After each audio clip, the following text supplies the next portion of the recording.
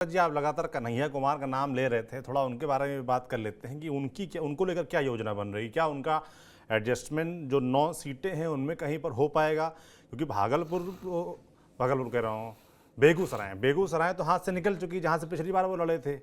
इस बार उनको वहाँ तो मिलना नहीं है टिकट, तो क्या कुछ संभावना बन रही है किसी और सीट को लेकर? कोई रास्ता क्या कन्हैया कुमार के लिए बनता दिख रहा है? देखिए, जहां तक कन्हैया कुमार का भी सवाल है, आरजेडी बिल्कुल इस पक्ष में नहीं है कि कन्हैया कुमार बिहार से राजनीति करें। ये मैं आपको बता दूं, अंदर खाने ये बात बहुत तेज है कि अगर कन्हैया कुमार को कांग्रेस राजनीति में उतारती है तो निश्चित तौर पर आरजेडी इसका विरोध करेगी और इसका बहुत बड़ा असर गठबंधन पर भी पड़ेगा। लेकिन कांग्रेस के भीतर ये आवाज उठ रही है कि आखिरकार कब तक हम अपने नेताओं को घटक दल के डर से इग्नोर करते रहेंगे, दरकिनार करते रहेंगे। कन्हैया बिहार के हैं, कन्हैया की लोकप्रियता है, कन्हैया की एक अपने कई सारे ऐसे वोटर्स हैं, वोटर्स का तबका है, उनके बीच स्वीकार्यता है। ऐसे में सवाल उठता है कि क्या हम आरजेडी के दबाव में कन्हैया कुमार को दरकिनार कर दें। अब मैं आपको बता दूं कि महाराजगंज ऐसी सीट है जहां पर कन्हैया कुमार को लड़ाए जाने की चर्चा है। वैसे चर्चा वहां से अरुण कुमार को लेकर के भी है। लालू प्रसाद चाहते हैं कि अरुण कुमार वहां से चुनाव लड़े। दरअसल अरुण कुमार लोजपा रामविलास के राष्ट्रीय उपाध्यक्ष हुआ करते थे। उनको उम्मीद थी कि उन्हें नवादा या जहानाबाद से चुनाव लड़ाया जा सकता है। जहानाबाद जेडीयू के कोटे में चली गई और नवादा जो है बीजेपी ने अपने कोटे में ले लिया। इसलिए अरुण कुमार के पास एलजेपी रामविलास में कोई जगह बच नहीं गई। उसके बाद एलजेपी रामविलास में अरुण कुमार को लेकर के यह बात चल रही थी कि वैशाली से उनको लड़ाया जा सकता है, क्योंकि वैशाली में भी भूमिहारों की संख्या बहुत अच्छी है। लेकिन वहां पर एलजेपी रामविलास ने और जो उसके नेता हैं चिराग पासवान, उन्होंने बीना देवी को उतार दिया है। इस बात से खासे खफा और नाराज अरुण कुमार फील कर रहे हैं कि उनको ठगा गया है, उनको छला गया है, इसलिए वो हर हाल में चुनाव लड़ेंगे। ऐसे में सवाल उठता है, मेरे पास पुख्ता जानकारी है, मेरी उनसे बात भी हुई है, उन्होंने कहा है कि हाँ, लालू प्रसाद चाहते हैं कि मैं महाराजगंज से चुनाव लड़ूं। अब सवाल उठता है कि महाराजगंज से चुनाव लड़े, पर महाराजगंज तो कांग्रेस के कोटे में गई है। अब कांग्रेस के जो वहां के बिहार प्रदेश के अध्यक्ष हैं सौरभ, वो है अखिलेश प्रसाद सिंह, उनसे भी बात हुई है। लेकिन ये फैसला तो शीर्ष नेतृत्व करेगा, क्योंकि देखिए बिहार इकाई के जो प्रदेश अध्यक्ष अखिलेश प्रसाद सिंह हैं या लालू प्रसाद यादव आरजेडी के सर्वे सर्वा नेता हैं, इन दोनों को कोई दिक्कत नहीं होगी अगर अरुण कुमार महाराजगंज से चुनाव लड़ते हैं, क्योंकि अखिलेश प्रसाद सिंह को अपनी कुर्सी पर भी खतरा नजर नहीं आएगा। दूसरी बात यह है कि लालू प्रसाद को भी नहीं लगेगा कि उनके बेटे की राह में कोई युवा नेता आगे चल करके एक बड़ा रोड़ा अटका सकता है, एक बड़ा अवरोधक बन सकता है, इसलिए वैसे नेता को जगह क्यों देना है। तो इस मसले पर जो अवधेश प्रसाद सिंह सोच रहे हैं वही लालू प्रसाद सोच रहे हैं। और आप जान लीजिए कि यह भी कहा जाता है कि बिहार कांग्रेस इकाई को लालू प्रसाद ही चलाते हैं, वहां वही होता है जो लालू प्रसाद चाहते हैं। ऐसे में कांग्रेस का शीर्ष नेतृत्व क्या वाकई वहां पर अपने पैर पे खड़ा होना चाहता है?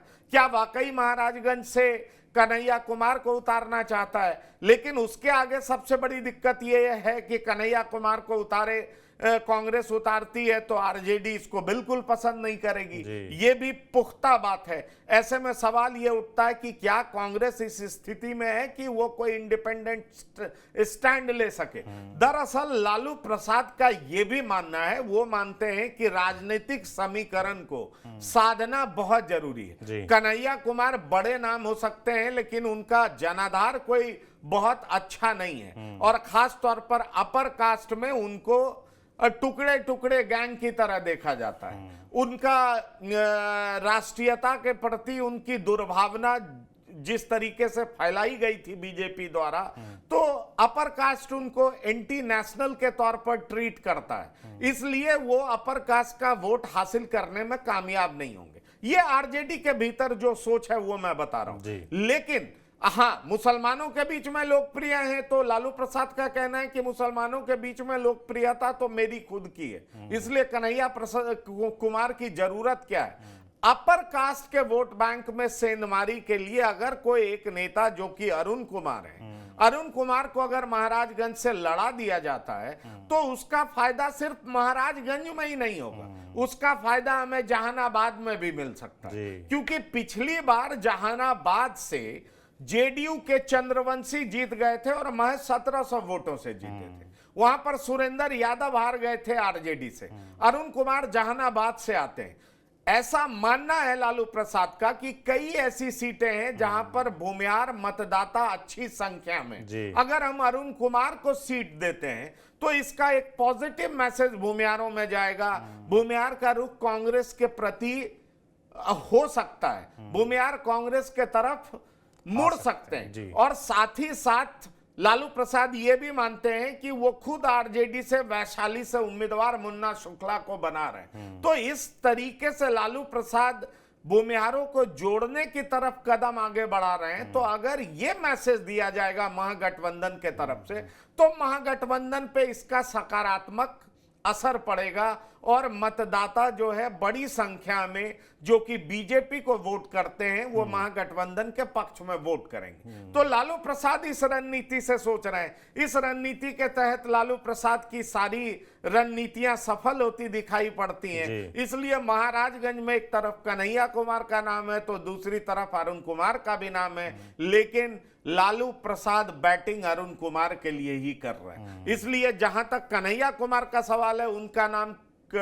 भागलपुर के लिए भी चल रहा है, क्योंकि भागलपुर में 3-4 उम्मीदवार को लेकर के चर्चा बहुत तेज है। एक अजीत शर्मा है जो कि वहां से 3 बार के विधायक हैं, कहा जा रहा है कि वो भी टिकट के दावेदार हैं। साथ ही साथ एक प्रवीण कुशवाहा हैं, उनका भी नाम लिया जा रहा है कि वो भी टिकट के दावेदार हैं। अब भागलपुर को लेकर के एक बात बहुत तेजी से निकल करके सामने आ रही है कि पिछले काफी चुनाव से, काफी सालों से वहां ओबीसी ही चुनाव जीती। बीच में शाहनवाज हुसैन चुनाव जीते थे, लेकिन सुशील कुमार मोदी वहां से चुनाव जीते। ऐसे में अगर भागलपुर से कन्हैया कुमार को प्रत्याशी बनाया जाएगा तो महागठबंधन को खासा फायदा नहीं होगा। इसलिए वो सीट किसी ओबीसी को ही दिया जाना चाहिए, या अगर देना भी है तो अजीत शर्मा को दे दीजिए जो कि वहां के सिटिंग एमएलए। मैंने आपको कहा ना कि लालू प्रसाद यादव को दिक्कत कन्हैया कुमार से, वो और किसी उम्मीदवार से दिक्कत नहीं है। लालू प्रसाद यादव को दिक्कत पप्पू यादव से है। वो इन दोनों को इस तरीके से राजनीतिक जमीन देना नहीं चाहेंगे जिससे कल को विधानसभा चुनाव के समय ये दो बड़े नेता के तौर पर उभरे और तेजस्वी यादव के राह में कांटे के तौर पर काम करें। उनको लोगों को लगने लगे कि ये दो बड़े नेता हैं और वो समानांतर नेतृत्व दिखने लगे, क्योंकि दोनों की अपनी अपनी लोकप्रियता है। इसलिए कांग्रेस के आगे ये दुविधा की स्थिति है और इसलिए आप देख रहे हैं कि कांग्रेस सीटों का फैसला नहीं कर पा रही। बिल्कुल। तो कुल मिलाकर पप्पू यादव हों या कन्हैया कुमार, दोनों के लिए ही चुनाव लड़ने की राह आसान नहीं है, क्योंकि सामने खड़ी है एक दीवार, उस दीवार पर लिखा है लालू प्रसाद यादव। उनको तय करना है, या उनकी अगर वो मानते हैं तो ही संभावना बन सकती है।